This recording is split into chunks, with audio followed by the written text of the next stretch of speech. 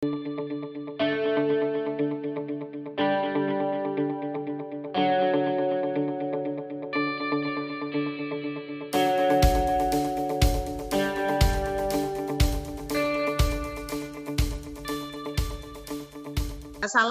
warahmatullahi wabarakatuh.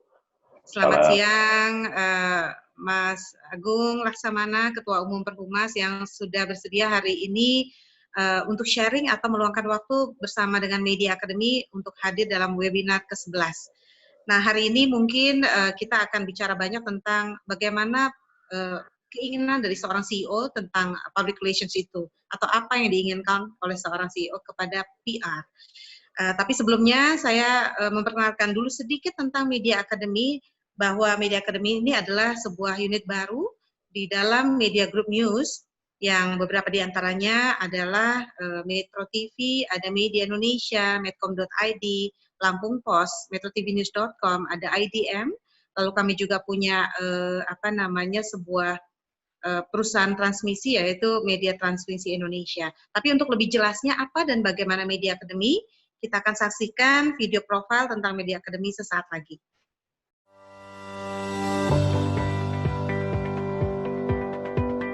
Dekade telah berganti. Di era ini persaingan akan sukses dijalani oleh mereka yang memiliki kompetensi. Media Group News, sebagai grup yang konsisten dalam cita-cita, turut serta memajukan bangsa. Membangun sebuah unit bisnis yang bertujuan untuk mencetak sumber daya manusia yang unggul. Inilah Media Academy.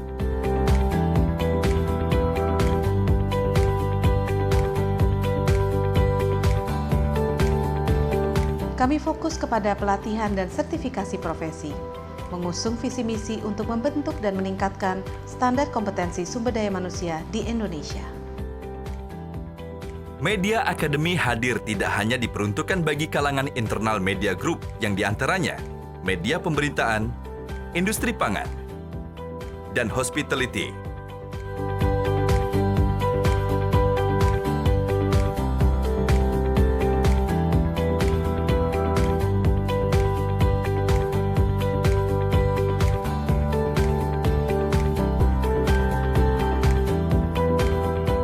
Media Academy juga memberikan jasa pelatihan dan sertifikasi profesi bagi kalangan eksternal, seperti pemerintahan, swasta, perguruan tinggi, dan dunia industri lainnya.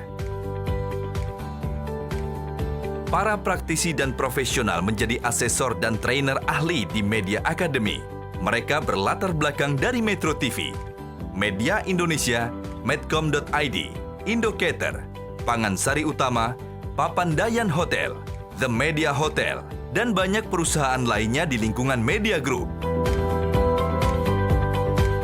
Mari meraih masa depan gemilang bersama sumber daya manusia yang unggul dan bersertifikasi lewat Media Academy.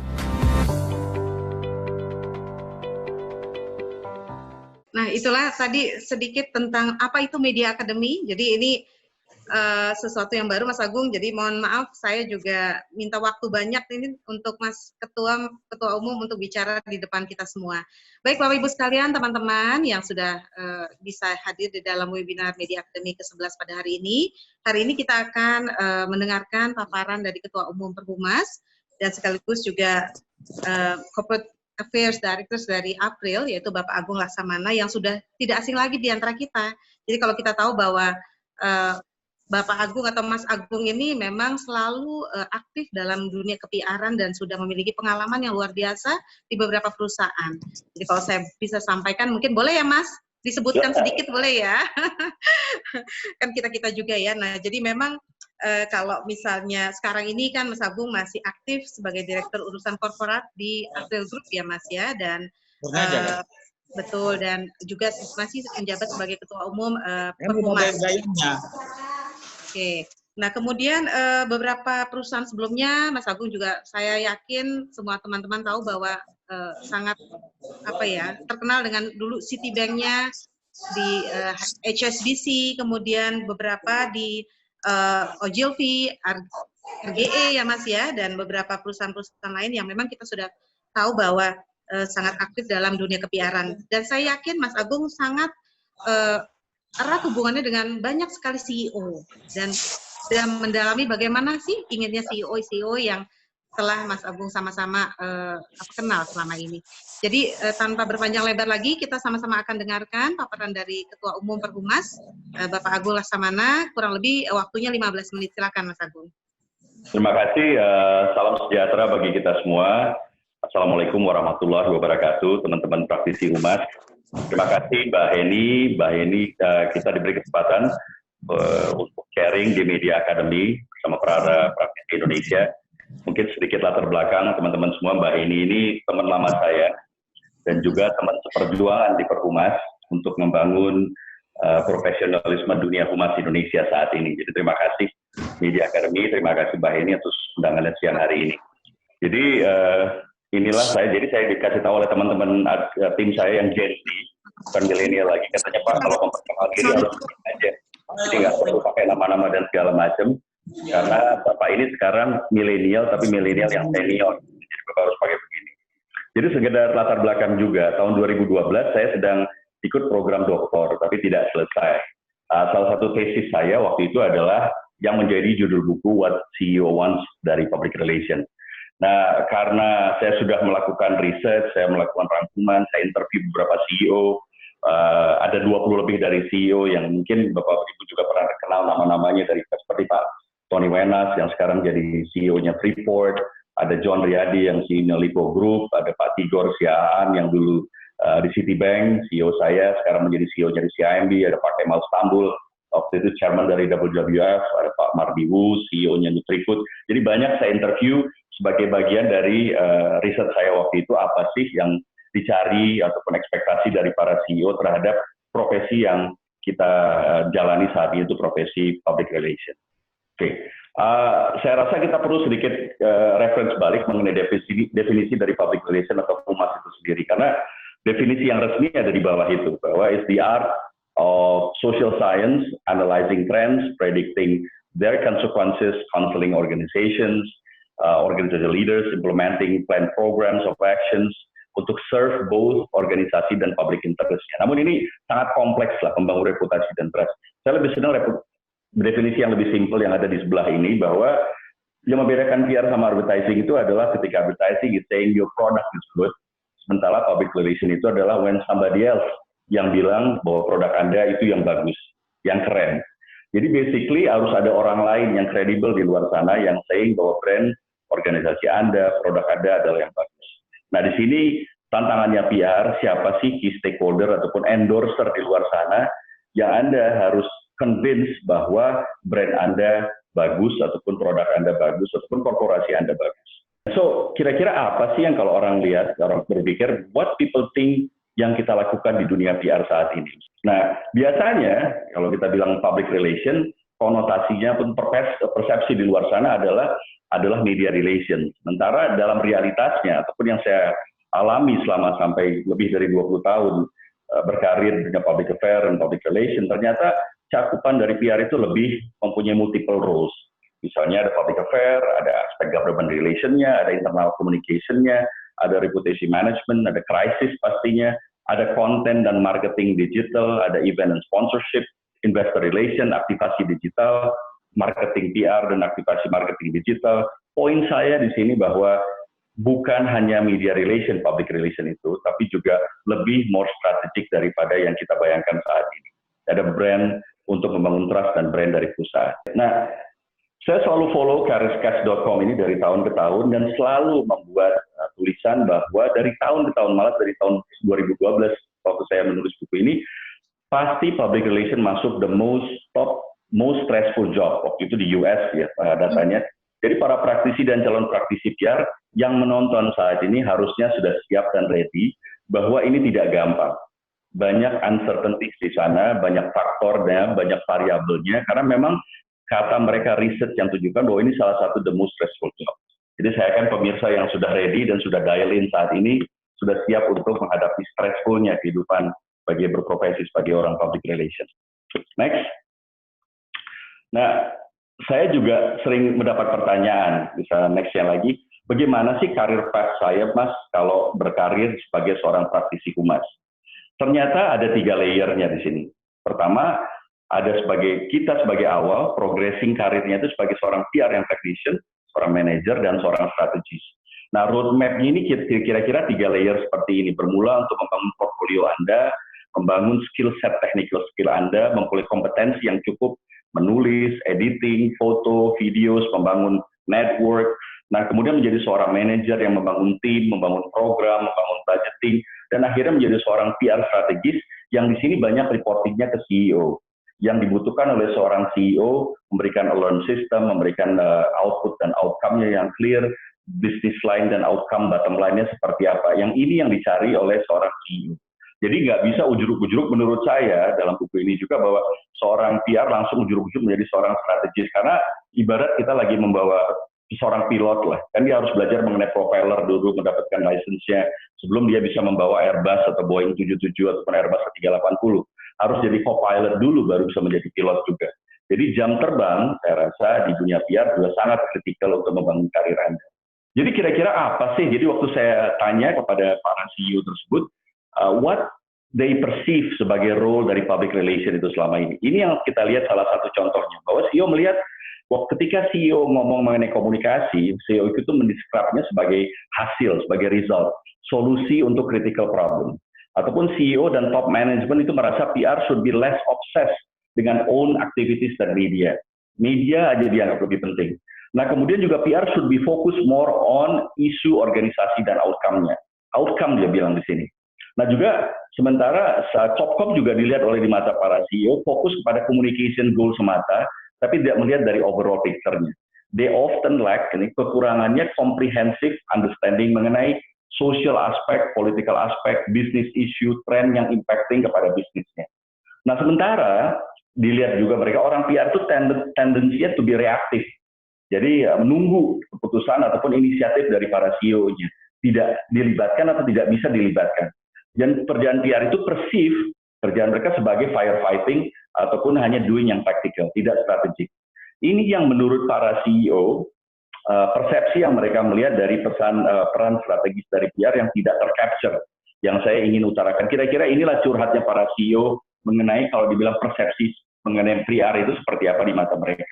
Nah, apa sih kualitas yang dicari oleh CEO ketika mereka mau meng-hire seorang employees? Nah, next slide-nya di sini, Mas. Di sini ada David Novak, CEO Yum Brands yang punya KFC, Pizza Hut, Taco Bell, dan banyak brand yang cukup powerful di luar sana. Dia katakan one of the qualities yang saya cari dari seorang candidate adalah pattern of thinking, ability to make connection, pick up on trends seperti apa saat ini, dan aplikasikan semua itu, apply them kepada bisnisnya mereka. That's what they're looking for kalau dalam hiring dari seorang CEO. Nah, terus saya melihat lagi, ternyata ada common theme, ada sebuah commonality di sini, kesamaan tema yang di dalam perspektifnya CEO, ekspektasinya kira-kira seorang PR itu harus mempunyai global perspektif. Know the business inside and out. Cepat responnya, harus cepat, rapid response. Bisa mengukur impact-nya, outcome-nya, dan master the new channels. Di sini tentunya new media ataupun digital. Dan juga fokus kepada internal communication, karena CEO ingin message-nya itu nyampe kepada seluruh employees dan kepada staff-nya di luar sana. Nah, ternyata saya juga sering reference kepada Pak Jokowi sendiri, presiden kita. Beliau juga sebagai seorang CEO, ternyata setelah saya cek referensi yang sering beliau katakan mengenai ekspektasi beliau mengenai humas pemerintah, ternyata presiden pun memiliki kesamaan ekspektasi kepada humas pemerintah. Misalnya memiliki agenda setting, harus cepat dan akurat, engagement, proaktif, transparan dan akurat, kolaborasi, tidak ego sektoral. Jadi kira-kira ekspektasi kedua CEO seorang pemimpin negara terhadap humas pemerintahnya dan sebagai CEO di bidang korporasi more or less hampir kurang lebih sama. Nah, yang pertama, what should we do? Pertanyaan adalah know your CEO. Kita harus memahami kira-kira CEO Anda itu siapa sih? Anda harus memapping. Kira-kira dari pengalaman saya selama 20 tahun lebih berkarir, saya merasakan bekerja dengan CEO yang memiliki latar belakang yang berbeda dan budaya yang mereka. Ada yang dari Amerika Serikat, ada CEO dari Kanada, ada CEO dari Jerman, ada yang dari CEO India, dari China, Scotland, British guy. semuanya memiliki latar belakang yang berbeda. Atasan-atasan saya itu yang langsung kerja, style mereka berbeda. Ada yang senangnya banyak slide presentation. Ada yang hanya minta 1 slide saja, tidak boleh lebih. Ada yang suka event dan engagement event kepada external party. Ada yang lebih senang, saya tidak suka tampil, lebih senang ke dalam memanaging perusahaannya saja. Jadi kita harus sebagai seorang PR beradaptasi dengan perubahan, beradaptasi dengan CEO Anda dan memahami apa sih kira-kira yang beliau inginkan, karakter beliau seperti apa. Nah ini butuh interculture communication, juga butuh mengenai interpersonal communication, memahami bagaimana watak dan karakter seorang CEO ketika kita report kepada seorang CEO. Nah ini radionya para CEO, WIIFM. What's in it for me? Karena one of the word yang sering dipakai menurut Dale Carnegie adalah I. Kalau CEO itu sering katanya I do this, I do that. Jadi Anda harus memahami bahwa what's in it for me, what's in it for him. Apa agenda dia? Apa menjadi KPI dia ataupun key indikator sukses dia untuk tahun ini? Sebagai seorang PR, kita harus memahami hal tersebut. Jadi saya ingat waktu dulu saya punya seorang CEO dari India, CEO sekretarisnya menelpon saya, Gung dipanggil ke kantor, now ini urgent. Jadi CEO kita waktu itu diinterview oleh sebuah media lokal. Dia orang India. Waktu ditunjukkan kepada Gung, I hate this article. Ternyata judulnya adalah dia orang India, CEO yang suka kuch-kuch kotahe. Kalau Anda masih ingat, dulu ada film terkenal kuch-kuch kotahe dari India, cukup populer. Dan memang wartawannya nanya waktu itu, Anda do you like kuch-kuch kotahe movie? I love that. Itu menjadi headline. Dia sangat upset, bagi dia itu merendahkan budaya dan introspeksi culture-nya dia sendiri. Dan ini menjadi seorang PR, bagi saya juga lesson learned. Kita harus memahami bahwa tidak semua CEO itu bisa dipukul rata. So understand your CEO is the first and foremost thing yang kita harus ketahui. Nah, kalau kita lihat di sini, kegiatan PR kita kurang lebih seperti itu. Ada CSR, ini di otaknya orang PR yang saya lihat dari data di Google sejak tahun 2009, ada event, ada partnership, ada krisis, ada media, ada strategi, ada digital branding, kurang lebih seperti itu. Nah, sedangkan kalau CEO kita Steve Jobs misalnya, yang ada di kepala CEO itu adalah tentang profit, tentang tren, tentang inovasi, operation seperti apa, return of asset-nya seperti apa, return of investment-nya seperti apa, growth, license to operate, product, competitor. Poin saya dari slide ini adalah bahwa bahasa yang CEO lakukan dan bahasa yang PR punya tidak sinkron. Ekspektasi CEO seperti apa dan bahasa PR tidak nyambung. Jadi mau tidak mau di sini PR harus belajar bahasa CEO ataupun belajar bahasa bisnis. Biar bahasanya nyambung. Tidak kegiatan kita itu berdampak kepada apa memenuhi ekspektasi para CEO tersebut. Learn the language of a CEO, learn the language of bahasa bisnis. Nah ini di kepalanya Mark Hertz, dia seorang CEO dari HP, mungkin kita brand HP. Di dalam kepala saya itu ada operation, ada product, ada competition dan trend. Inilah yang dipikir oleh CEO day-to-day operation seperti apa. Balik lagi, bahasa PR dan bahasa CEO tidak sinkron. Kita sebagai seorang praktisi PR harus belajar bahasa CEO, yaitu bahasa bisnis. Communication skill, coba kita next ya. Bahwa kita memahami ini. Bagaimana today's landscape dari media yang berubah. Kita harus paham itu apa paid media, apa earned media, apa share media, dan own media itu bagaimana kompleksitasnya kita harus pelajari. Karena saat ini PR itu tidak hanya sebagai produser dari konten, tapi juga sebagai publisher dari konten. Saat ini PR juga harus berpikir sebagai seorang jurnalis dan media untuk memproduksi konten. So, what do they expect? Solid communication skill. Nah, harus memahami business acumen dan analytics. Maksudnya seperti itu. Nah, semua communication aktivitas kita itu adalah ada media relation, ada internal form, ada product website, issue, dan segala macam. Harus bisa ditranslate kepada bottom line. Impact-nya seperti apa? Jadi banyaknya artikel, banyaknya news, banyaknya likes, retweet, banyaknya press release, event, itu adalah output dari kerjaan public relation. Yang harus public relation cari adalah kita semua praktisi PR, bagaimana dampaknya kepada bisnis kita. Bagaimana dampaknya kepada bottom line, impact dan outcome-nya. Baik itu license to operate, market share-nya, sales produknya, dan ini yang harus kita cari bagaimana kegiatan communication activities ini bisa berdampak kepada bottom line yang bisnis. Ini yang harus kita cari. Sebelum itu tercapai, kerjaan PR belum selesai. Strong people skill. Di sini yang CEO harapkan adalah PR memiliki public relation mempunyai skill orientasi pada orang, mempunyai network yang luas. Kita harus ingat bahwa kepanjangan dari PR itu adalah public relation. Ada relationnya di situ. Dan itulah fundamental dari public relation itu sendiri.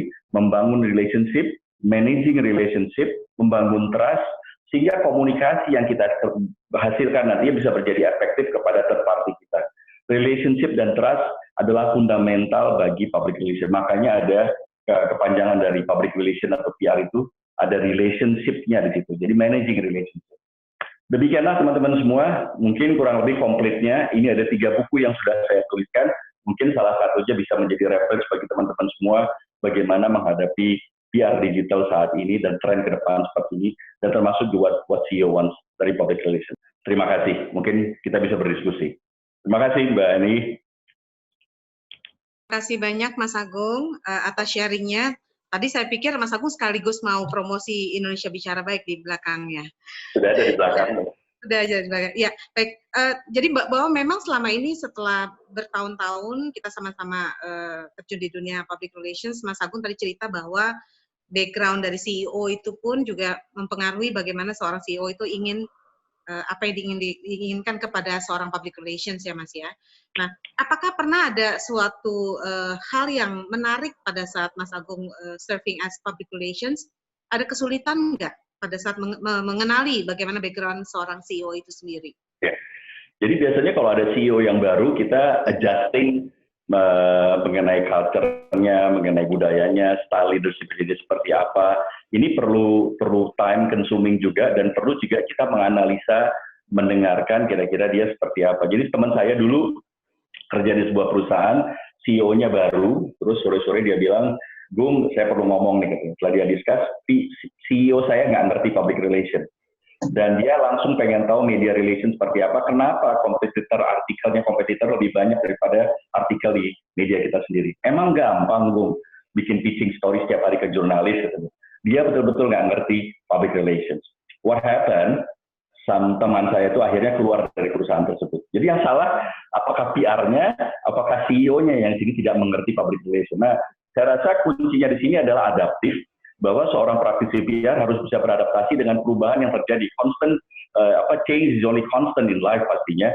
Bahwa dengan adanya perubahan CEO, tentu dia mempunyai ekspektasi tertentu, goal tertentu, dan kita sebagai seorang praktisi PR harus bisa mendeliver, memahami kira-kira goal dia seperti apa for the next year atau for the next 2 years ke depan. Adaptif kuncinya sih kan. Nah, ada pertanyaan dari Mas Indra Ardianto. Selamat siang Pak Agung. Pertanyaan saya itu adalah strategi komunikasi apa yang paling efektif dijalankan Humas untuk CEO-nya di masa pandemi COVID-19 ini? Ini mahasiswa UNPAD nih Mas Agung. Pertanyaan mahasiswa ini canggih. Jadi dengan adanya COVID tentunya banyak program-program komunikasi yang harus di-hold dulu. Yang saya ketahui saat ini kita harus melihat ekspektasi CEO-nya apakah ingin banyak berinvestasi di digital platform misalnya, apakah dia ingin tetap brandingnya tetap banyak muncul di mana-mana, baik personal brandingnya CEO maupun juga produk ataupun korporasinya. Nah, kita harus memahami hal tersebut dan kita coba membuat program yang disesuaikan dengan ekspektasi beliau. Misalnya, ya Pak, tentu saja dengan adanya COVID banyak limitasi budget yang nggak bisa seperti dulu, offline event pasti yang nggak ada, gitu. Jadi beberapa advertising iklan yang harus di-hold ataupun event-event tertentu harus di-hold, akhirnya webinar seperti ini menjadi platform, apakah branding kita bisa kita exercise lebih banyak ke event online seperti ini untuk raising profile dari perusahaan kita. Nah ini sebagai seorang PR strategis, kita bisa memberikan input kepada CEO untuk memberikan usulan kepada dia. Jadi dia bisa memilih kira-kira mau seperti apa Pak, mau seagresif apa kita dalam 1-2 bulan ke depan selama COVID ini berlangsung. Karena COVID belum ada solusinya sampai sekarang ini, dan kita sebagai seorang praktisi PR harus memaksimalkan apa yang kita punya saat ini, baik itu konten dari paid media ataupun own media kita sendiri. Ya, terima kasih Mas. Lanjut dari Mas ini, Christopher Felix. Bagaimana jika manajer kita kurang memahami perspektif CEO? Sebagai junior PR, apa yang harus kita lakukan? Ya, ini Chris, pertanyaan klasik yang saya ceritakan tadi. Memang tidak, jadi begini, kebetulan profesi PR ini sangat generalis. banyak orang yang tidak berbackground PR menjadi humas di perusahaannya ataupun di government lah, di pemerintahan. Akhirnya mempunyai keterbatasan, seperti yang saya ceritakan tadi, persepsi public relation akhirnya hanya menjadi media relation semata. Sementara kompleksitas yang kita jalankan lebih dari itu.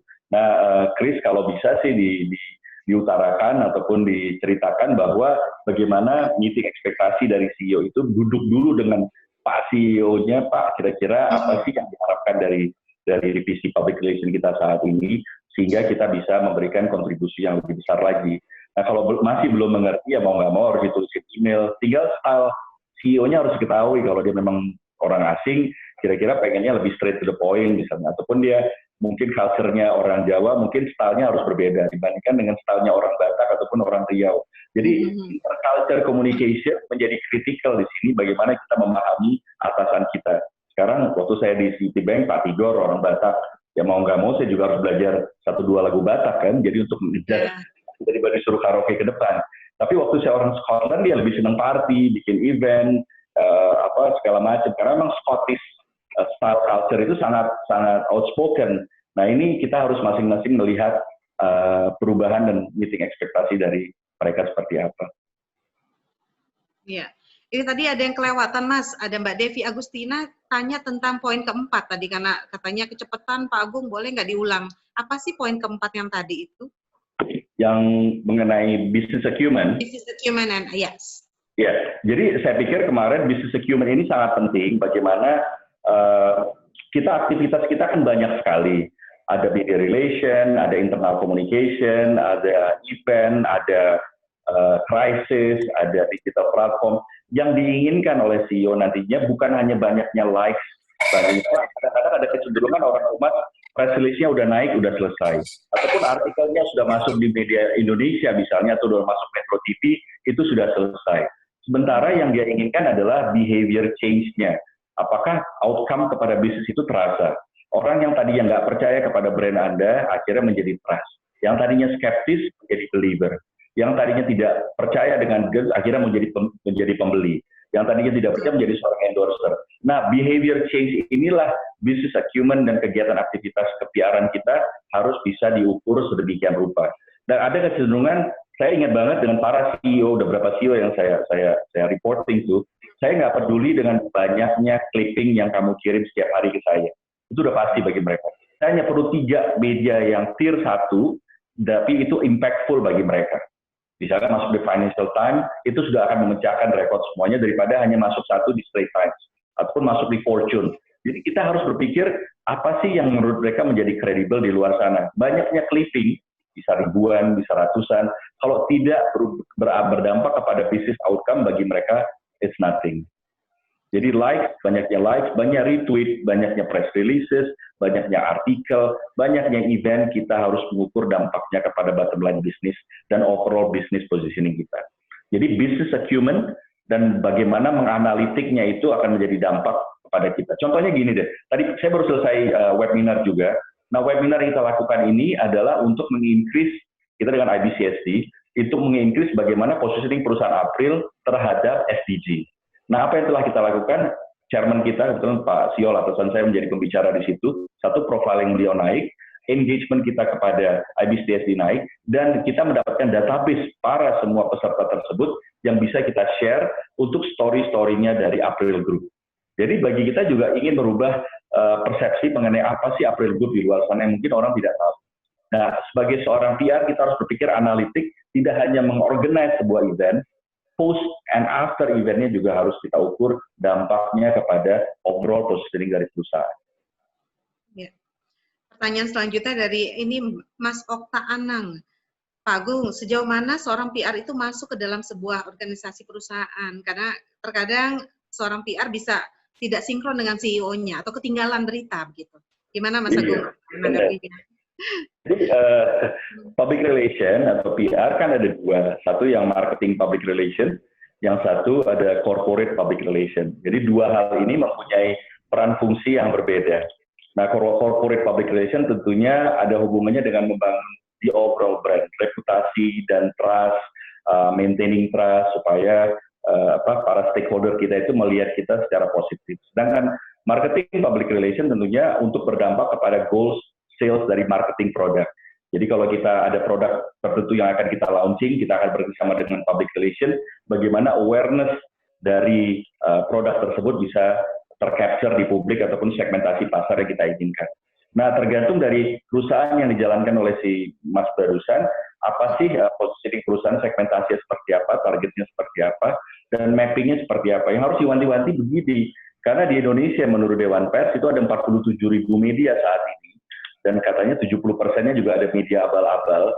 Jadi yang mana sebagai seorang praktisi PR harus memaksimalkan media yang sangat impactful dan relevan kepada brandnya. Nah, ini juga analitik dan kemampuan communication skill menjadi penting. Bagaimana membuat konten kita juga di our own channel, seperti di Facebook, Instagram, dan segala macamnya. So, opportunity-nya cukup besar dan harus memahami channel-channel platform saat ini yang dimiliki oleh perusahaan Anda. Ya, betul. Dari Mas Rezal Surabaya, Mas Agung. Di era pandemi atau COVID-19 ini, beberapa perusahaan terkadang memotong budget. Nah, apa yang harus dilakukan oleh seorang public relations dan CEO-nya begitu? Kalau budget sih memang lagi pada pengetatan ikat pinggang di mana-mana. Nah, saya rasa balik lagi kepada core bisnis dari Mas Reza yang ada di Surabaya, apakah profiling ataupun meningkatkan increase brand awareness sangat important kepada teman, misalnya perusahaannya, saya nggak tahu perusahaan di Surabaya, tekstil misalnya. Nah, bagaimana meng-increase leverage dengan webinar yang online seperti ini, berdiskusi bagaimana kemampuan tekstil industri Anda ke dalam konteks membangun perekonomian Indonesia. Nah, tentunya Anda bisa meleverage ini dengan memanggil menteri ataupun fashionista di luar sana atau fashionpreneur, ataupun Anda ingin meningkatkan UKM industri. Jadi tergantung bagaimana dengan adanya webinar teknologi seperti ini, reach-nya akan lebih besar lagi tentunya. Tidak hanya kalau kita bikin event offline mungkin 50-100 orang, tapi di sini aja bisa sampai 100-an lebih orang yang bisa kita ajak untuk berdiskusi. Jadi brand awareness-nya ataupun kegiatan positioning dari Mas Reza di Surabaya bisa lebih maksimal lagi saat ini, plus lebih impactful dan lebih targetin saat ini. Karena ini semua populasinya adalah populasi para praktisi PR. Nah, kebetulan mungkin Mas Reza populasi dari segmentasinya saya tidak tahu apa, dan itu bisa di-tapping lagi dengan adanya mapping stakeholder di bisnisnya Anda. Oke. Selanjutnya dari Mas Farabi Azwani, apa saja alat ukur yang bisa digunakan untuk mengetahui bahwa behavior change ini berdampak bagi perusahaan kita? Ini yang menarik, yang paling sulit di dunia PR tentunya adalah PR measurement-nya seperti apa. Karena nah, yang harus biasanya saya lakukan di kantor adalah saya men-set indikator-indikator sebelum kampanye dimulai. Jadi kita sudah set targetnya, Pak. Misalnya yang kita inginkan adalah nanti ada increase membership misalnya. Ada kita increase tidak hanya leverage dari awareness-nya, tapi juga berapa banyak member yang akan join kepada perusahaan tersebut, ataupun partisipannya bisa tersebut, ataupun license yang akan kita targetin itu bisa kita capai, ataupun tidak ada operational hiccup, operational problem terhadap operasional perusahaan saat ini. Nah, itu kan outcome dari target campaign kita. Nah, itu harus di-set dari awal. Kayak pertanyaannya tentu saja jangan buat programnya dulu, tapi kira-kira end goal-nya mau kemana. Kalau kita tahu end goal-nya saat ini kita mau ke Bandung contohnya, tentunya kita bisa mundur, sekarang saat ini ada di Kedoya mungkin ini, nah dari Kedoya mau ke Bandung targetnya berapa jauh sih? Nah akhirnya budget kan bisa kita ukur, oh kalau mau naik pesawat harganya segini, itulah marketing plan dan budget plan untuk PR, ataupun kalau mau jalan kaki lebih murah meriah, ataupun mau naik bis. Nah di sini setiap step-nya bisa kita ukur apakah kita sudah bisa mencapai Bandung seperti apa. Kalau kita tidak tahu goal-nya mau kemana, akhirnya program PR akan kemana-mana. Tidak akan lebih spesifik targetnya. Jadi dicari tahu dulu apakah orang yang tadi mau kita approach, yang tadinya tidak percaya, skeptis menjadi believer, ataupun business license kita sekarang yang tadi tidak bisa tercapai sekarang sudah dapat. Apakah orang yang tadinya sales yang tadinya mungkin 5% kita bisa increase dengan 7%. Jadi masing-masing indikator ini kita diskusikan dengan rekan Anda, baik itu marketing team, baik sales team, dan itu Anda harus memahami bisnis seperti apa. Ya. Mas Agung, Mas Yofian dari Jambi tanya, Mas Agung bisa kasih tips dan trik jika ingin mengelamar sebagai seorang PR, apa sih tips and triksnya sehingga dia bisa diterima di sebuah perusahaan sebagai seorang PR? Nah, jadi begini ada cerita. Ceritanya, saya mau tulis sebetulnya nanti. buku lain ya. Ini cerita lama bahwa ada seorang kandidat, Mas Yopi, diinterview oleh Bill Gates. Bill Gates itu CEO-nya Microsoft. Dia masuk ke ruangannya Bill Gates karena senior posisinya. Terus sama Bill Gates disuruh duduk aja, tapi dicuekin. Bill Gates masih kerja dan ngetik terus di ruangannya sampai berapa lama, mungkin 10-15 menit diamin aja gitu. Nah setelah itu Bill Gates-nya balik badannya, langsung dia tanya kepada si job candidate itu, dia bilang, market share Anda berapa? Apa tren di luar sana yang saya harus ketahui? Pricing di sana seperti apa? Dan bagaimana Microsoft bisa jauh lebih unggul dari sekarang? Nah, pertanyaan Mas Yopi, yang ditanya bukan masalah tell me about yourself, bagaimana Anda bisa, tell me mengenai pengalaman kerja Anda, tapi seorang Bill Gates tidak mau basa-basi lagi, dia meng-hire seseorang karena dia punya problem yang ingin diberikan solusi oleh Anda. Dan Mas Yopi, kalau kita memberikan CV tentunya bagaimana setelah dipanggil nantinya, bagaimana I can add value, saya mau membuat lebih value, lebih besar lagi kepada perusahaan yang kita target. Nah, that's Bill Gates story. Seorang praktisi PR pun esensinya, kalau diterima oleh sebuah perusahaan adalah memberikan solusi, memberikan value kepada brand tersebut atau perusahaan tersebut. That's how, kisi-kisi dan tips untuk diterima oleh sebuah perusahaan. Ya, lanjut ke Mbak Devi Agustina, Mas. Saat ini banyak sekali perusahaan-perusahaan yang tumbang karena krisis ataupun pandemi ini. Tips dari Mas Agung atau mungkin insight sedikit, perusahaan seperti apa sih, bidang perusahaan apa yang mungkin sangat strategis untuk didalami oleh seorang public relations begitu? Saya nggak ada, mungkin menteri yang tahu, bukan saya sebetulnya.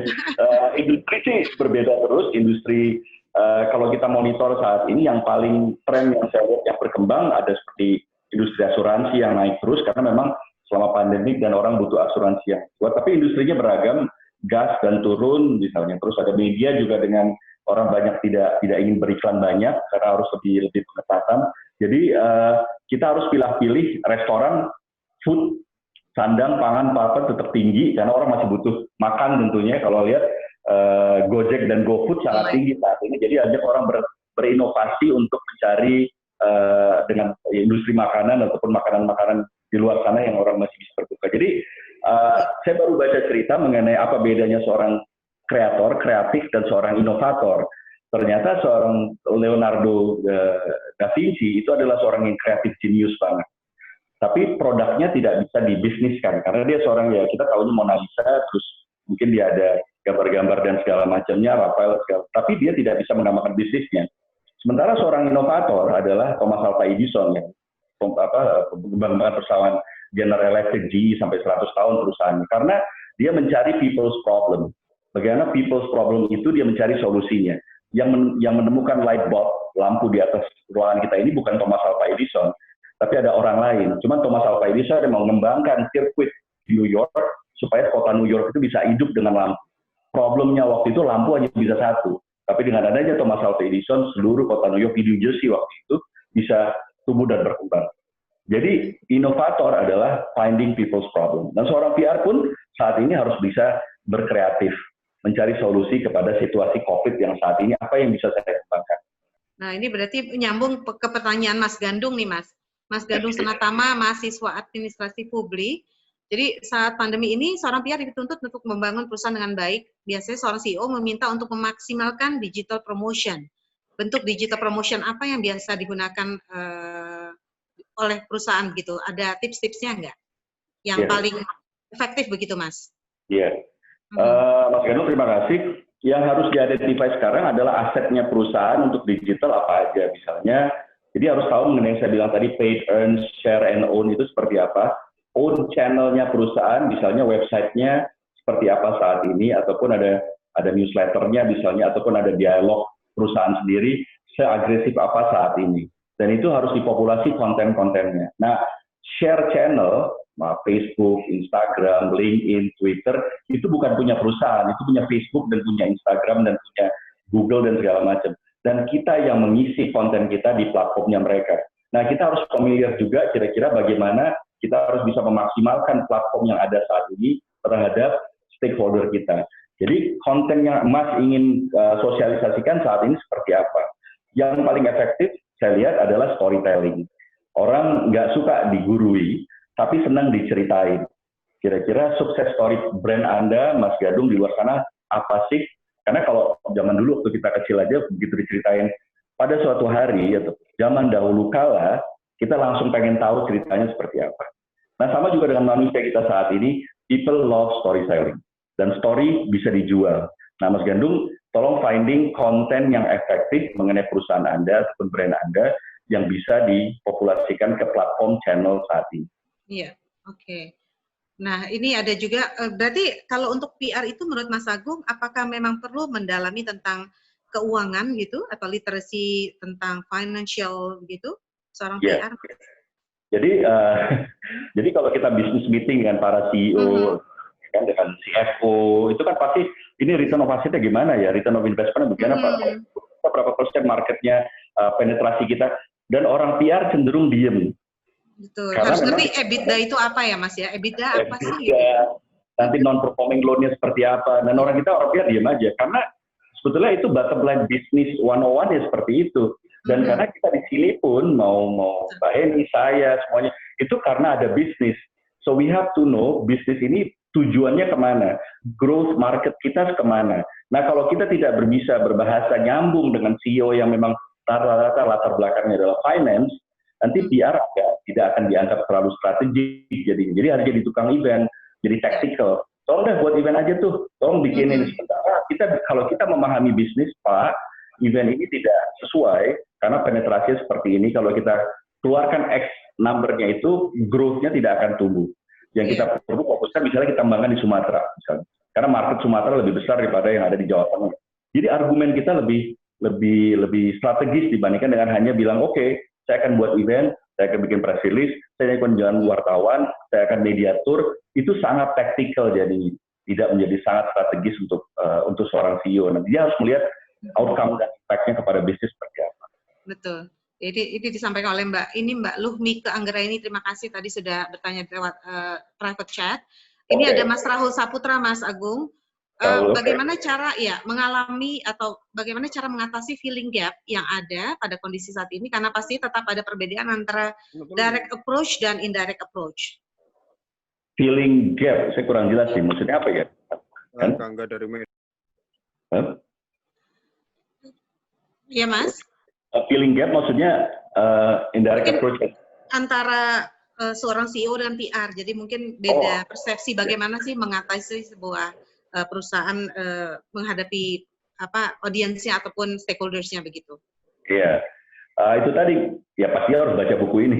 Iya betul. Nah ada pertanyaan.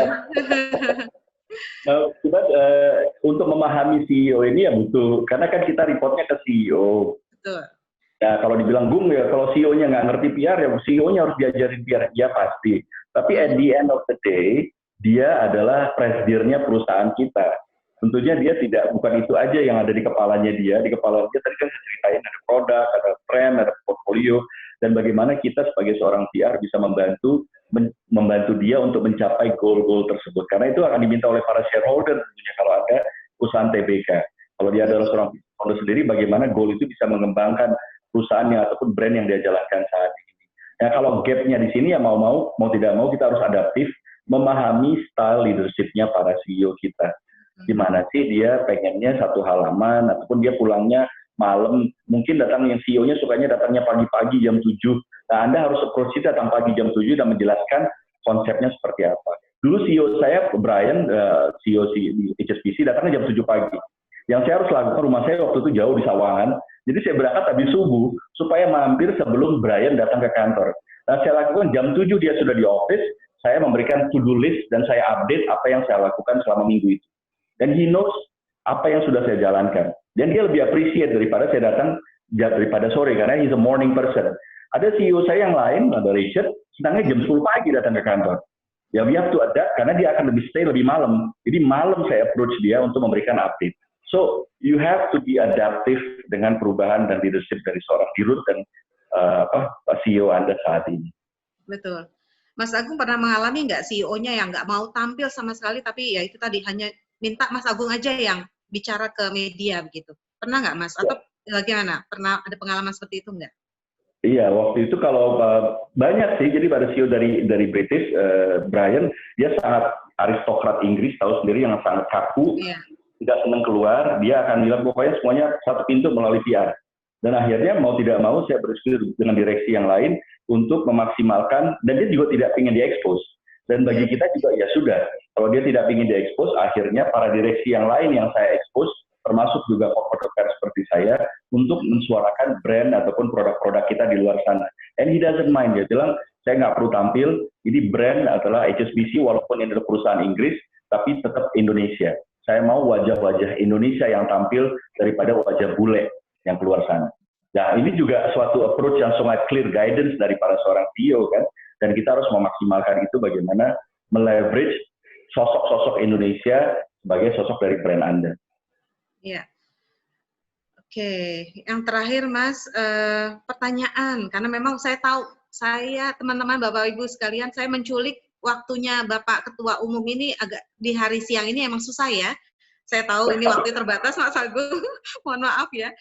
Mungkin pertanyaan terakhir ya, karena waktunya memang tidak memungkinkan untuk kita melanjutkan lebih panjang. Nanti pertanyaannya akan kita sampaikan kepada Bapak Ketua Umum Perhumas untuk dijawab secara tertulis jika memungkinkan.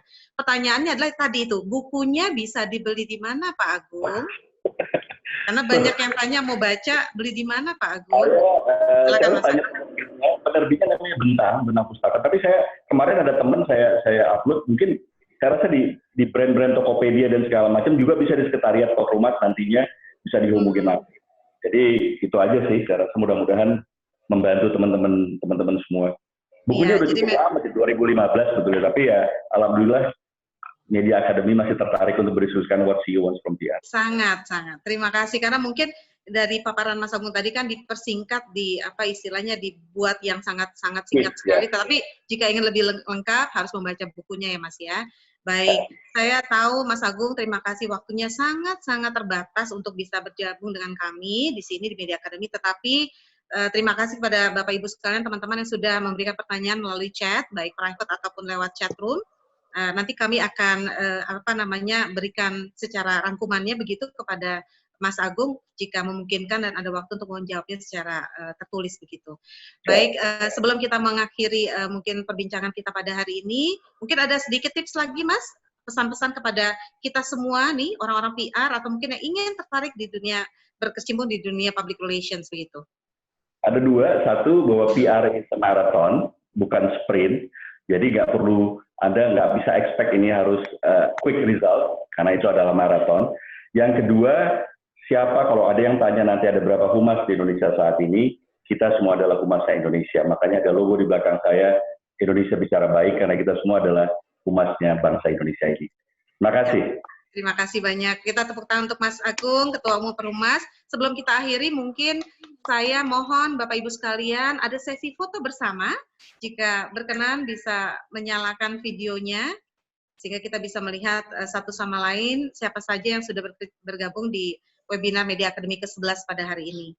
Oke, boleh ya Bapak Ibu sekalian. Ini terus terang udah selesai tapi masih ada yang mau masuk, nggak apa-apa ya Mas Agung? Sangat ini sekali nih, semangat sekali begitu. Baik, oke. Kita nyalakan dulu, kita foto bersama. Setelah itu teman-teman yang tadi mungkin agak terlambat atau mungkin tidak mengikuti perbincangan ataupun paparan Mas Agung Laksamana pada siang hari ini, nanti bisa kembali menontonnya di YouTube Media Academy ID. Nanti kita akan upload dan bisa sekaligus melihat dan mendengar secara langsung diskusi kita pada siang hari ini. Baik, silakan teman-teman, boleh kita pakai apa nih, kata-kata Indonesia Bicara Baik, begitu Mas Agung? Mungkin abang dari Mas Agung deh, biar kompak semuanya ya. Silakan Mas Agung. Untuk hari ini, esok, dan selamanya Indonesia Bicara Baik, ya.